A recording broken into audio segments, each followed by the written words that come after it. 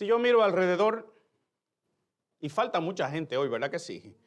Yo le iba a pedir a los jóvenes adultos que nos dieran un testimonio de su tremendo retiro de jóvenes que tuvieron recientemente, pero la mitad de ellos no está aquí porque contrajeron un cierto virus que anda por ahí. Y algunos sobrevivieron, están allá atrás. Yo no sé si que tienen la piel más fuerte, pero sí nos hace falta nuestro grupo, ¿verdad? Y tenemos también personas que están de vacaciones, así que quizás ven muchos asientos vacíos, pero hay razones. Pero si yo miro alrededor, yo pienso, ¿verdad?, que la mayoría de ustedes, a menos que esté un poco equivocado, la mayoría de nosotros somos inmigrantes de primera generación. En otras palabras, nos trajeron aquí, no nacimos aquí. Algunos de ustedes quizás nacieron aquí, pero se han mudado varias veces y ya no están donde eran o donde nacieron. Y yo creo que muchos de nosotros podemos quizás compartir historias, compartir anécdotas, compartir cosas que nos han sucedido que muestran lo difícil que es ser un inmigrante, con papeles o sin papeles.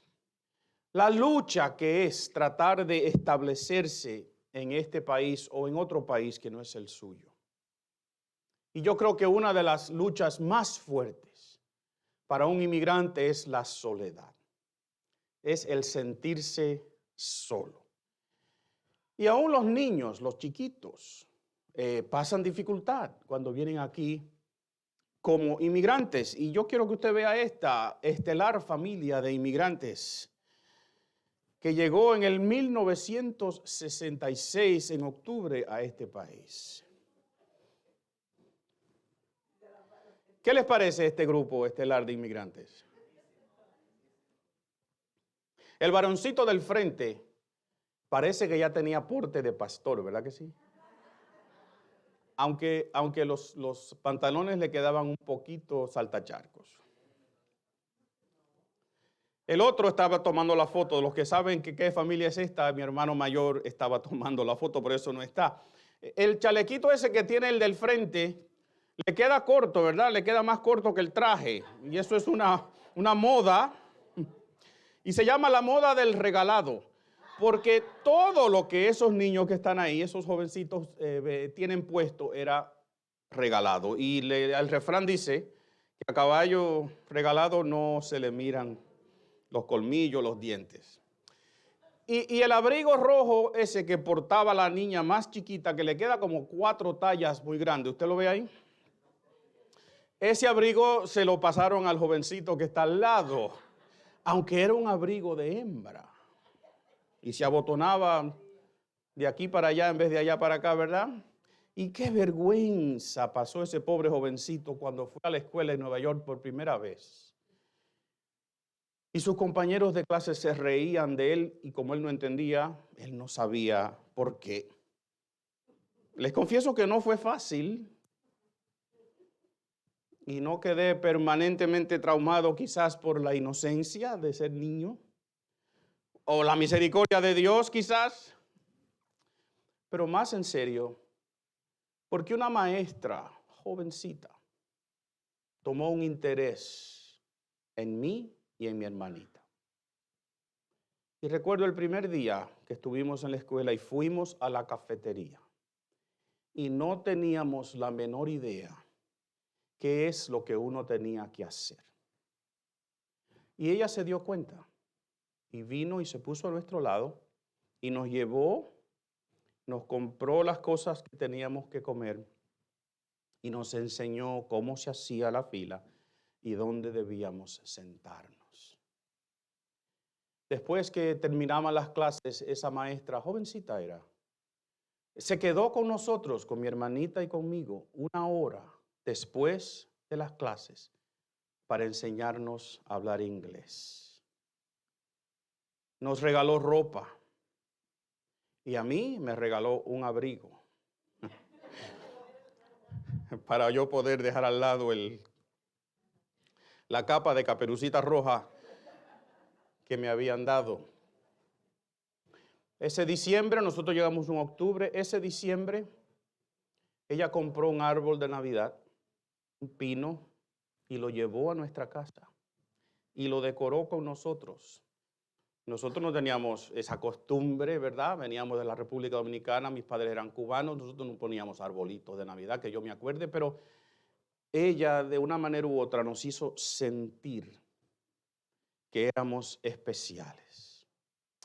Miren, cómo quisiera yo recordar su nombre.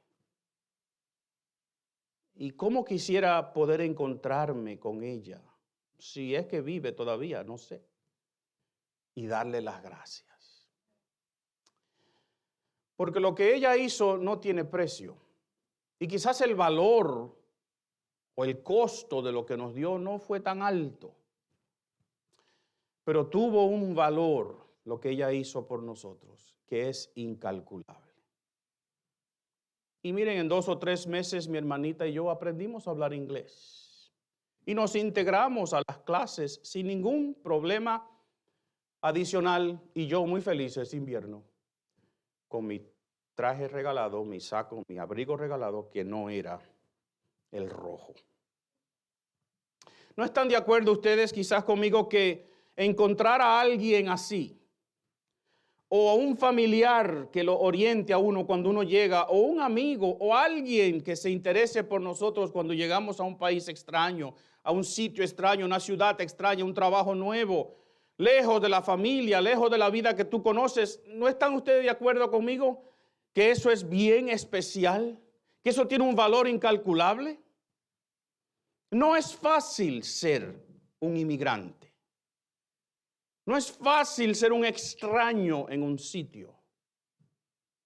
Y peor, no es fácil estar solo.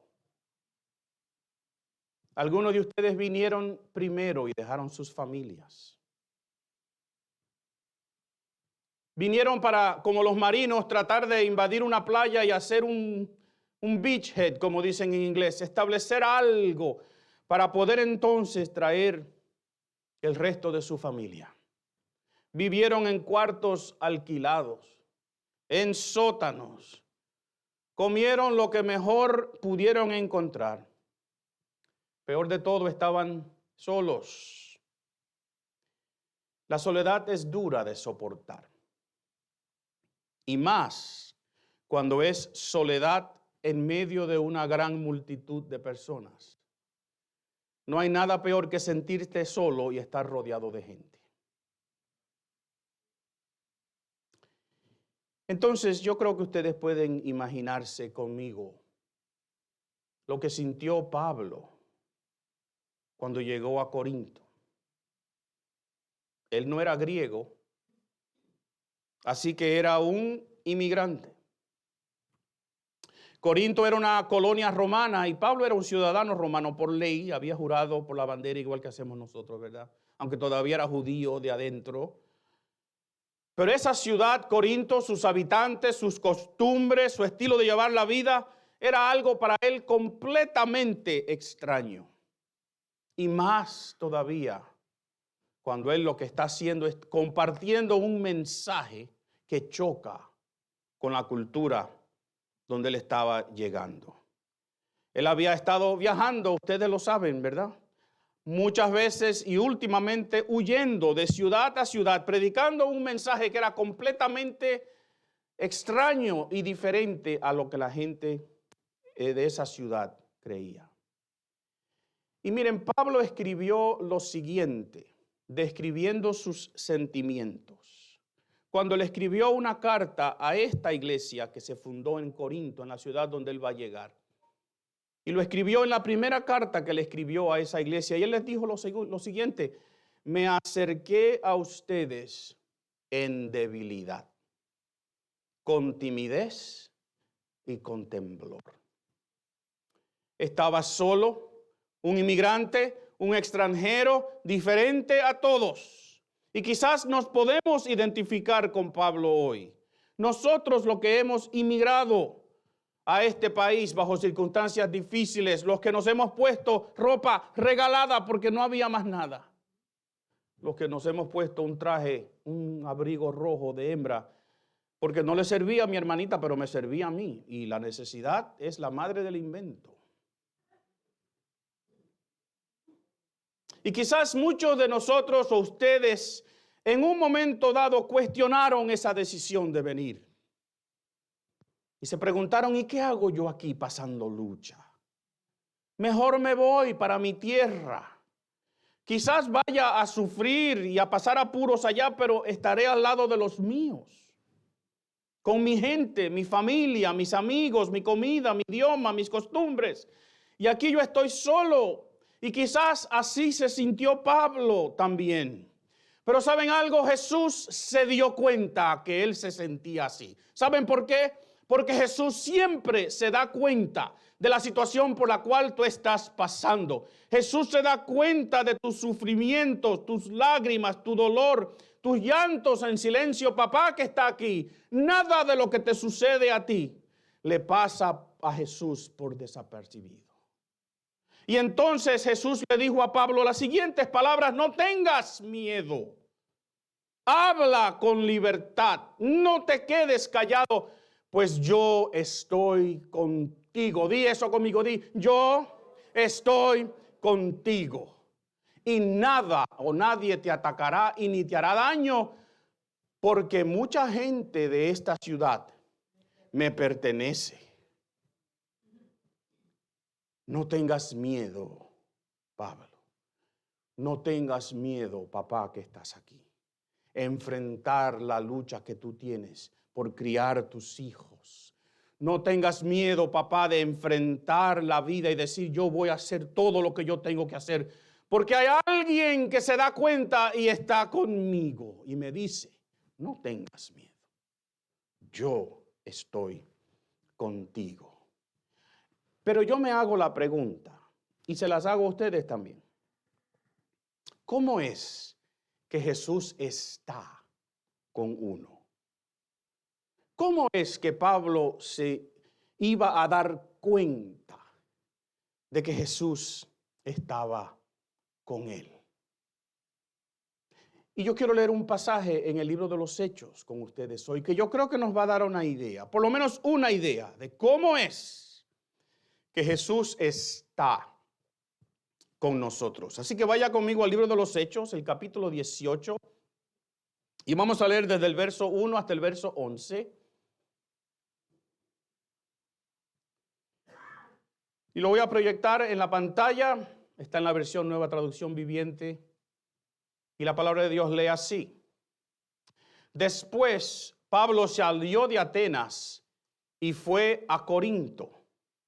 Allí conoció a un judío llamado Aquila, nacido en la región de Ponto, quien estaba recién llegado de Italia junto con su esposa Priscila. Habían salido de Italia cuando Claudio César deportó de Roma a todos los judíos.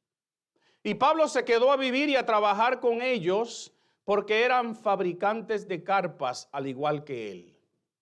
Cada día de descanso, Pablo se encontraba en la sinagoga tratando de persuadir tanto a judíos como a griegos. Y después de que Silas y Timoteo llegaron de Macedonia, Pablo pasó todo el tiempo predicando la palabra. Testificaba a los judíos que Jesús era el Mesías, pero cuando ellos se opusieron y lo insultaron, Pablo se sacudió el polvo de su ropa y dijo: la sangre de ustedes está sobre sus propias cabezas. Yo soy inocente. De ahora en adelante iré a predicar a los gentiles. Entonces salió de allí y fue a la casa de Ticio Justo, un gentil que adoraba a Dios y que vivía al lado de la sinagoga. Y Crispo, el líder de la sinagoga, y todos los de su casa creyeron en el Señor.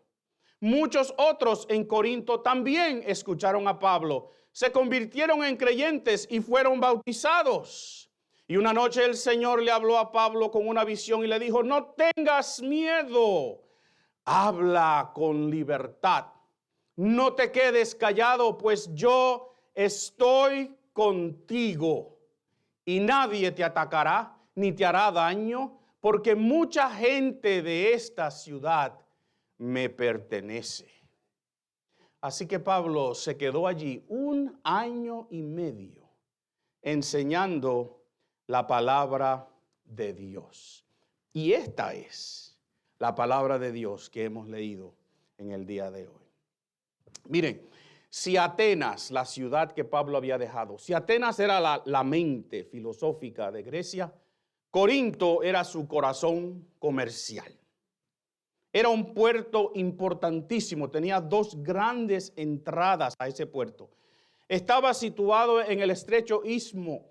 Un istmo es un pedacito de tierra que está entre dos mares. Entre el mar, en este caso Ageo por un lado y Jónico por el otro, al lado de la región de Acaya donde está Corinto. Así que Corinto se había convertido en un puerto muy importante porque los barcos podían desembarcar ahí. La carga se llevaba por tierra 1,5 millas al otro lado y otro barco se lo llevaba. Y los barcos no tenían entonces que pasar por el sur de Grecia, que es una región, si usted sabe un poquito de eso, llena de islitas, de rocas, de mares bien peligrosos.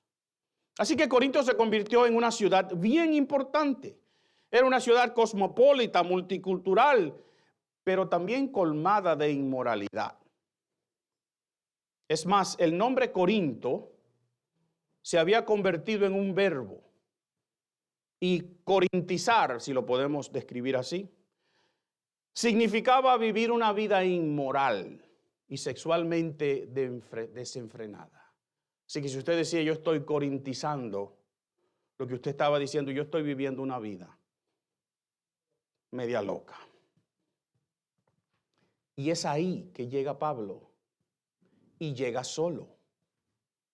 En muchos sentidos, ¿verdad? Un inmigrante, un extraño, un extranjero. Y es ahí que Jesús le va a decir, Pablo, no tengas miedo. Yo estoy contigo. Di, yo estoy contigo. La palabra de Dios para ti en el día de hoy, papá. Y para ustedes que están aquí y los que nos están mirando, yo estoy contigo, te dice el Señor en este día. Pero nos preguntamos, y les vuelvo a hacer la pregunta, ¿y cómo es que Jesús está con nosotros? Ahora, yo entiendo, ¿verdad? Intelectualmente y quizás teológicamente, que cuando Jesús dijo, yo estaré con ustedes hasta el fin del mundo, pues yo creo eso, ¿verdad? Jesús lo dijo en sus últimas palabras. Después le dijo a los discípulos cuando se iba, yo me voy, pero no lo voy a dejar solo, el Espíritu Santo va a estar con ustedes. Yo entiendo eso. Pero ninguno de nosotros lo ha visto, ¿verdad que no? Ninguno de nosotros ve a Jesús. No vemos al Espíritu Santo. Y Pablo tampoco lo vio, excepto en visiones. Y Pablo tampoco vio al Espíritu Santo. Entonces, ¿cómo es? ¿Cómo es que Jesús está con nosotros? Y yo quiero proponerles una idea en el día de hoy. Una manera, por lo menos, en la cual la Biblia me enseña a mí que Jesús está conmigo. Y es esta, mira. Jesús manifiesta su presencia en nuestras vidas a través de las personas que pone a nuestro lado. Jesús manifiesta su presencia en nuestras vidas a través de las personas que pone a nuestro lado. Y yo quiero que tú mires a alguien que está cerca de ti. No le digas nada. Míralo. Y quiero que pienses para ti y digas para ti mismo, tú eres la persona que Jesús ha puesto a mi lado para manifestar su presencia. Y ahora míralo otra vez, mira a tu alrededor otra vez y ahora piensa, yo soy la persona que Jesús ha puesto a tu lado para manifestar su presencia. Y como dicen en inglés, no pressure. Piensa un momentito. Miren, en este pasaje que leímos hay unas personas que resultan ser muy importantes para Pablo en su estadía en Corinto y por el resto de su vida. Y vamos a ver a esas personas y vamos a ver cómo es que estas personas le manifestaron a Pablo que no estaba solo, que Jesús estaba con él. Y yo quiero presentarles a estas personas. La primera es una pareja, Priscila y Aquila. Eran judíos que se habían convertido al naciente cristianismo. Eran judíos que creían que Jesús era el Mesías prometido, que era el Señor y el Salvador de la humanidad. Estaban viviendo en Roma. Así que parece que ya para este tiempo hay una iglesia en Roma, o por lo menos un grupo de cristianos que se está juntando allí. Pero el emperador Claudio, dice Lucas, expulsó a los judíos, o a muchos de ellos, de Roma en el año 49 o en el año 50 después de Cristo. Hubo un tipo de disturbio, no se sabe qué, pero un historiador romano escribió que la razón por la cual Claudio César expulsó a los judíos de Roma era porque había un desorden sobre el nombre de una persona o sobre una persona. Y esa persona se llamaba Cresto. Y mucha gente cree que no es Cresto, que Suetonio se equivocó cuando lo escribió, que el problema era una persona que se llamaba Cristo. Que en las sinagogas de los judíos se había formado un pleito, que lo hemos visto en todos los otros sitios donde Pablo ha llegado, por la persona de Jesucristo. Así que fuese como fuese, Aquila y Priscila terminaron en Corinto y allí se encuentran con Pablo. Y se forma una amistad muy especial, la cual duró toda la vida de Pablo, desde ese día en adelante.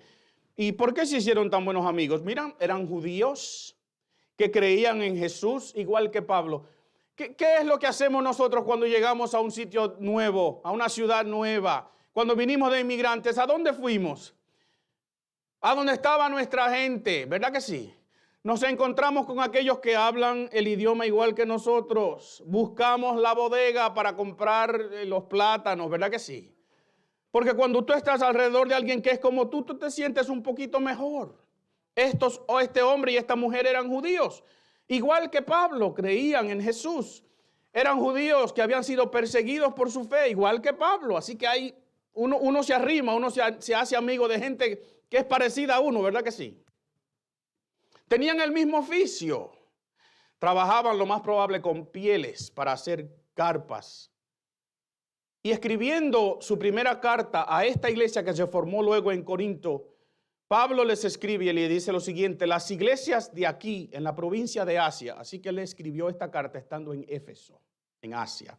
Dice lo siguiente: las iglesias de aquí les mandan saludos en el Señor, igual que Aquila y Priscila y todos los demás que se congregan en la casa de ellos para las reuniones de la iglesia. Así que obviamente Priscila y Aquila tenían una iglesia en su casa. Eran una pareja pastoral.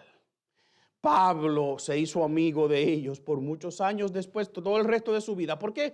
Porque hay muchas cosas que tenían en afines, muchas cosas que eran igual. Veremos luego en el libro de los Hechos que Aquila y Priscila van a viajar con Pablo y van a ir a Éfeso.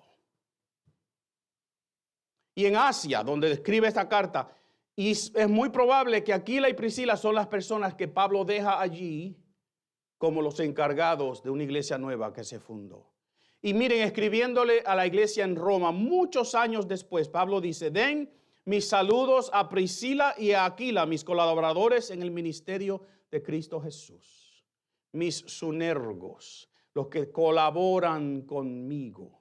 Pablo no usaba ese término muy libremente, ¿saben?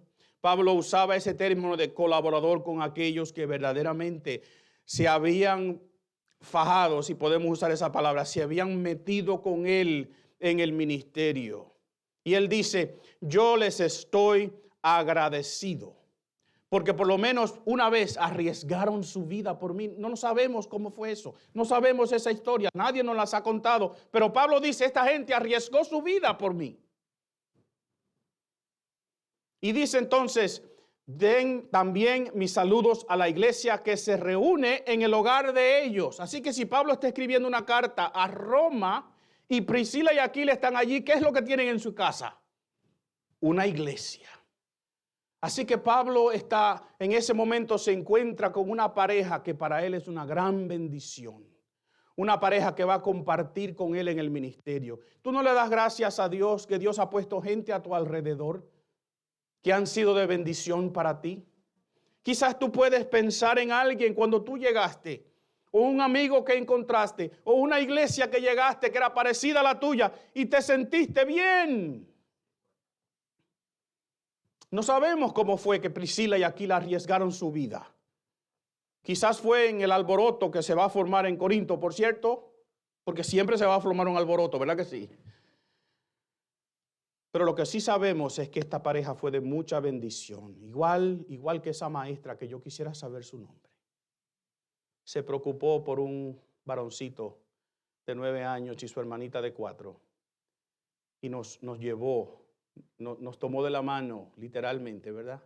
Para enseñarnos cómo se podía vivir en un país que era completamente extraño para nosotros. ¿Sabían Priscila y Aquila que llegarían a ser esa persona de tanta bendición en la vida de Pablo? Ellos no lo sabían. ¿Habían llegado ellos también en dificultad a Roma, de Roma, exiliados, inmigrantes? Sí. Pero miren, en el momento que fue necesario, ellos decidieron ser esa persona que manifiesta la presencia de Jesús en la vida de otro. Y yo te hago la pregunta entonces en el día de hoy, ¿tú estás dispuesto? ¿Tú estás dispuesta a ser la persona que Jesús usa para que otro sienta su presencia en su vida? ¿Estás dispuesto a ser un Priscila y un Aquila para alguien que te necesite? Miren, recordemos que Pablo llegó a Corinto solo, ¿verdad? Él se separó de Silas, Timoteo y Lucas después del alboroto que se formó en Berea. Así que él fue a Atenas y estuvo allí solo. De Atenas fue a Corinto y estaba solo. Silas, Timoteo y Lucas, lo más probable, se quedaron en Berea. Es muy probable que se quedaron allí, después volvieron a Tesalónica, volvieron a Filipos, estuvieron en Macedonia, porque así se llama esa área. Pero Lucas entonces nos dice que Silas y Timoteo llegaron. Y cuando Silas y Timoteo llegaron, fueron unos traidores de bendición. Cuando tú llegas, ¿tú traes bendición? O la gente dice, llegó fulano de tal. Miren, usted no se puede imaginar conmigo el gozo de Pablo cuando vio esos dos hombres, quizás Lucas también, que venían caminando y se dio cuenta quiénes eran. ¿Ustedes no creen que salieron corriendo como en las películas? Así que salen de los dos lados y se dieron un tremendo abrazo en algún sitio y muchas palmetadas. Y yo no sé cómo se saludan a los judíos, pero si hubiesen sido dominicanos se destruye la espalda de palmetada, ¿verdad que sí?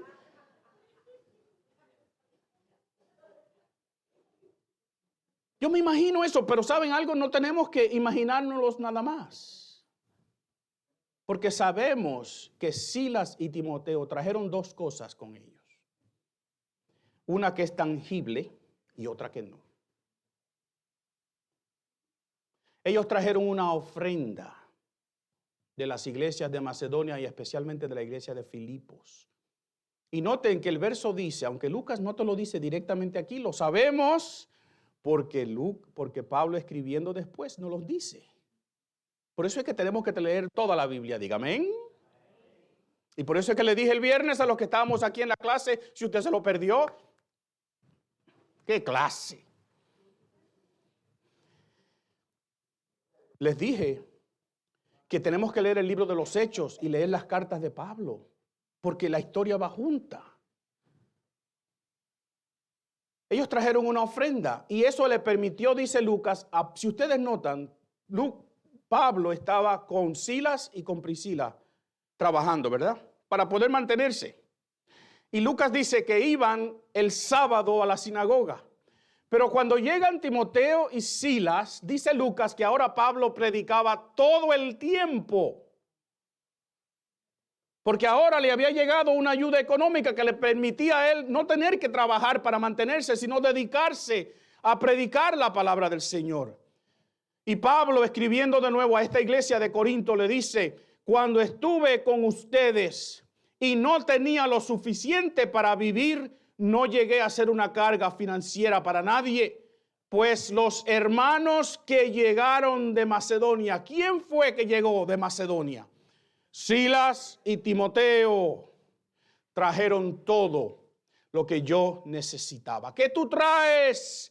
Cuando tú vienes a la iglesia, cuando tú vas a visitar a alguien, ¿qué tú traes contigo? ¿Traes una bendición o traes un dolor de cabeza?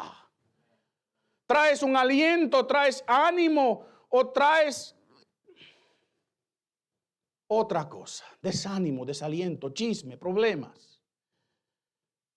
Pablo, escribiéndole a los filipenses, le dice: como saben, filipenses, ustedes fueron los únicos que me ayudaron económicamente cuando les llevé la buena noticia por primera vez. Y luego seguí mi viaje desde Macedonia.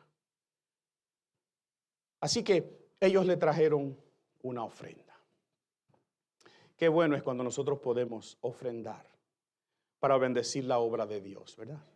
Qué bueno es cuando nosotros podemos mandarle ese cheque que le mandamos a los niños con una esperanza en Santiago, que ellos reciben esa ofrenda y la ponen a trabajar alimentando, enseñando, cuidando y predicándole a cientos de niños en uno de los barrios más pobres de esa área.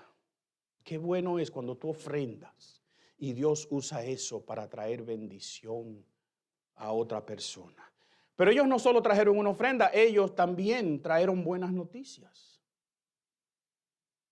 Porque quizás más importante para Pablo, Timoteo y Silas vienen y le dicen que las iglesias que ellos habían plantado, Filipos, Tesalónica y Berea, que Pablo tuvo que salir huyendo de las tres, quizás pensando: ¿cómo dejé esto? ¿Qué pasó, Señor? ¿Qué les va a pasar a esta gente?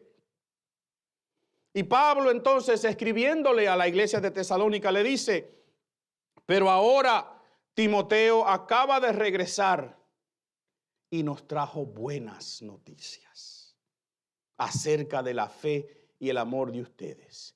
Nos contó que siempre recuerdan nuestra visita con alegría y que desean vernos tanto como nosotros deseamos verlos a ustedes. Así que, amados hermanos, en medio de nuestras dificultades y sufrimientos hemos sido muy animados porque han permanecido firmes en su fe.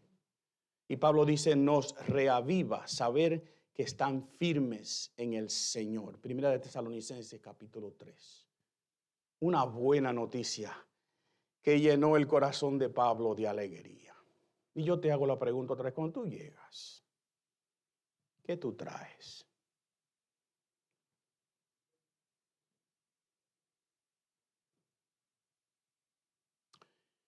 Timoteo y Silas querían juntarse de nuevo con Pablo. Ellos hicieron el esfuerzo necesario para recoger esta ofrenda porque sabían la necesidad que había. Ellos quisieron ser la persona que Jesús usó para manifestar su presencia en la vida de Pablo. Y yo te hago la pregunta: ¿quieres tú ser intencionalmente la persona que Jesús usa para manifestar su presencia en la vida de tu hermano o de tu hermana en Cristo? ¿Quieres tú serlo, pero intencionalmente?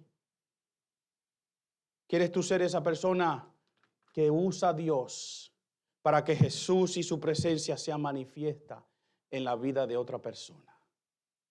Para que esa persona sepa y entienda que no está sola, que Jesús está con él o con ella. Miren, hay dos personas más en este relato que yo quiero compartir con ustedes. Ambas van a aparecer en la vida de Pablo en momentos de dificultad. Eso no es muy difícil porque Pablo vivió una vida de dificultad, ¿verdad? Pero qué bueno es cuando alguien aparece en tu vida en un momento de dificultad. Digan sí, ¿verdad? Cuando el reverendo Julio Guzmán, padre, que hoy está predicando en una iglesia, nos rentó un apartamento bien barato. No el apartamento, sino el costo, para que nosotros como familia llegáramos a la ciudad de Nueva York y nos estableciéramos. Y nos abrió la puerta. Qué bendición es cuando hay alguien así en tu vida. Nosotros vimos que cuando Timoteo y Silas llegaron, trajeron una ofrenda. Y esa ofrenda permitió que Pablo pudiera predicar todo el tiempo, que no tuviese entonces que trabajar en lo secular, como decimos nosotros, para poder mantenerse. Pero nosotros hemos visto ya en todos estos relatos que hemos visto en el libro de los Hechos, que cada vez que Pablo empieza a predicar en las sinagogas especialmente, se forma ¿qué? Un alboroto. Hay oposición. Y Pablo decide otra vez que va a dejar la sinagoga y va a ir a predicar a los gentiles. Y es interesante que ese fue el llamado que Dios le hizo. Pero Pablo amaba a su pueblo. Y aunque le era difícil, él decía, donde quiera que yo esté, yo voy a predicarle a mi gente. Pero ahora tiene que salir. Tiene que irse de ahí. ¿Y a dónde se va? Pues Lucas nos dice. Se fue para la casa de un tal Ticio Justo. Y es interesante, yo leo entre líneas, yo no sé si usted lo hace, estoy acabando.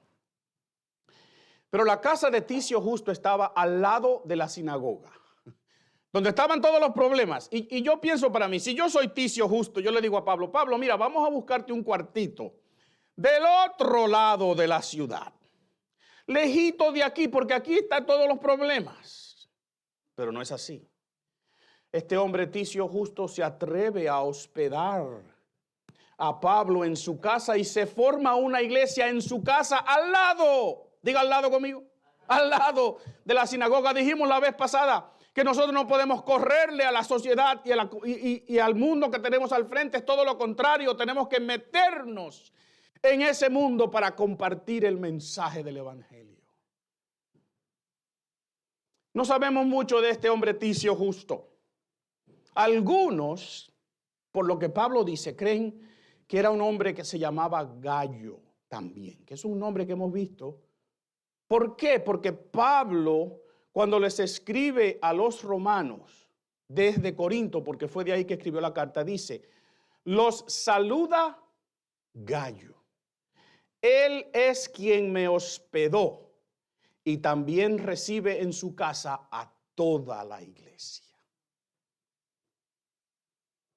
No podemos decir si Ticio Justo era Gallo. Recuerden que en ese tiempo era común tener dos nombres, uno en un lenguaje y uno en el otro, ¿verdad? El punto es que estos dos hombres, porque Crispo, que es el líder de esa sinagoga, se convirtió con toda su familia. Ustedes pueden imaginarse, y no tienen que imaginar si usted lee el resto de este capítulo y va a ver que hubo un alboroto tal que llevaron a Pablo a un juicio. Pero el gobernador del área dijo, esto es un problema entre ustedes, resuélvanlo ustedes. Y los judíos se enfurecieron tanto que le entraron a golpes a uno de los líderes de la sinagoga. Así que Crispo convertirse, Crispo bautizarse, no era meramente una ceremonia como la que hacemos aquí, que la cual yo les anuncié hace unos momentos. Cuando tú reconocías que Jesús era tu Señor y tu Salvador en aquel tiempo, tú estabas arriesgando tu vida. Y por eso a veces nosotros esperamos para bautizar a la gente, porque queremos que estén claros en la decisión que están tomando. Porque para algunos en la historia, esa decisión le costó la vida. ¿Y recuerdan las palabras de Jesús para Pablo?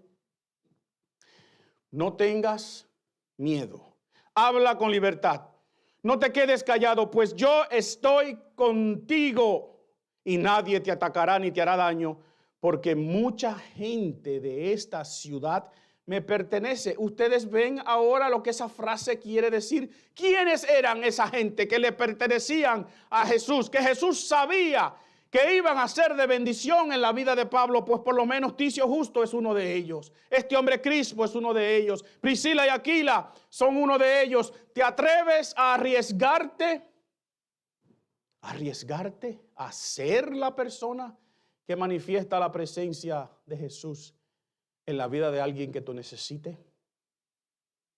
¿Te atreves como Ticio Justo y Crispo a arriesgar tu posición, tu vida, quizás, por ser la presencia de alguien la presencia de Jesús en la vida de alguien? ¿Cómo es que Jesús se manifiesta?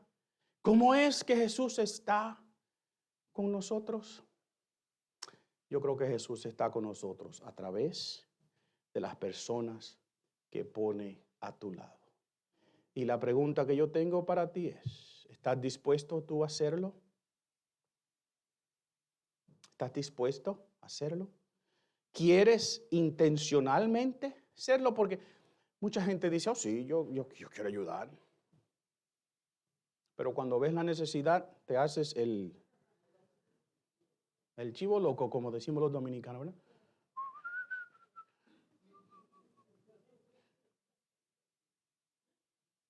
Y quizás tú dices, yo quiero, voy a buscar la necesidad, voy a hacerlo, pero cuando ves lo que te va a costar, tú le dices, yo voy a orar por ti.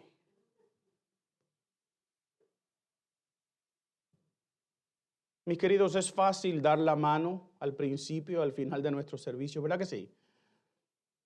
Es fácil decir que Dios te bendiga. Y esa expresión es linda. Está preñada de significado, de bendición. ¿Verdad que sí? Pero son palabras nada más. ¿Y qué si esa persona ha sentido en su corazón que Jesús le ha dicho, no tengas miedo, yo estoy contigo y tú eres la persona que Jesús quiere que vayas allí y se lo manifiestes? ¿Estás dispuesto tú? ¿Estoy dispuesto yo a ser quien Él usa para que Jesús sea manifiesto en la vida de alguien? ¿Quieres serlo intencionalmente? ¿Te atreves a hacerlo? Miren, cuando Jesús dice yo estoy contigo, es porque te lo va a mostrar a través de personas que pone a tu lado. A través de su iglesia, de su cuerpo que somos tú y yo. Y hoy que celebramos el Día de los Padres, me dirijo a ustedes, padres, otra vez, con las palabras del verso que le pusimos en su regalito, hasta que Jesús sea formado en sus vidas, hasta que tengamos la estatura de Jesús. ¿Por qué? Porque tú eres el cuerpo de Jesús aquí en la tierra. La iglesia es o son las manos, los pies de Jesús aquí en la tierra. Muy fácil decirlo, es diferente serlo. Bartolomé de las Casas, padre católico, que vino a este mundo nuevo y se dio cuenta del maltrato de su nación española en nombre de la fe. Y renunció a sus encomiendas. Algún día le explico qué es lo que es una encomienda. Renunció a todo lo que le dieron para meterse con los indios y luchar por su libertad. Y es interesante que hoy, 19 de junio, en este país, celebramos la declaración de libertad de los esclavos en el 1865. Pero yo quiero que ustedes sepan que Bartolomé de las Casas luchó tanto en contra del rey de España que en el 1547 la esclavitud fue abolida en la República Dominicana. ¿Sabían ustedes eso? Y era un fraile dominico, que es otra. Bueno, por eso la República Dominicana tiene ese nombre. Así que, ¿él sabe lo que él dijo? El mensaje es el mensajero. Piensen en eso un momentito. El mensaje de la buena noticia es tu vida. Y por eso en esta iglesia nosotros decimos que existimos, ¿verdad?, para proclamar y ¿para qué? Modelar a Jesucristo para que personas sean transformadas en discípulos saludables, porque el mensaje es el mensajero.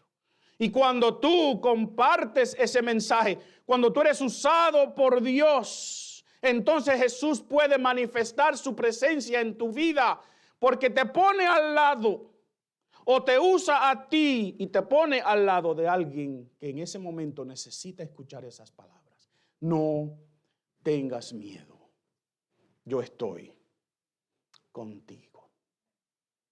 ¿Quieres ser esa persona? ¿Quieres intencionalmente serlo? ¿Te atreves? Yo voy a orar.